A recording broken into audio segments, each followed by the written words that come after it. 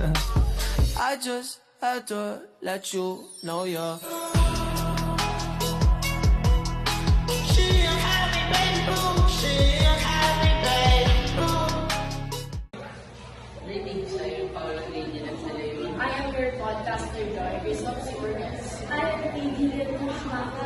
I'm Los Gayen Morales. And welcome to Echo DYP Podcast.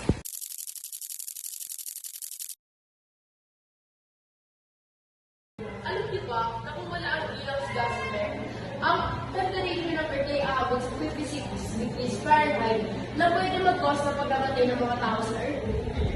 Ano yun? Ano yung greenhouse effect? Tayo sa kung ano yung atmosphere. Ang atmosphere po kasi ay isa pong rocket na pumapaligid sa ating Earth. So kapag wala po siya, ay punong-puno po siya ng lamig at init sa mundo. So, di ba maraming layers yun?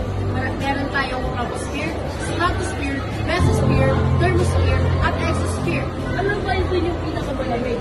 Ang atmosphere. Why? Kasi ito yung pinaka Pinakamalamig. Pero tama, ano, mali naman yun, pero sige, yung tatapos na to. So, ang pinakamalamig na part ng atmosphere ay ang mesosphere. Tama ba?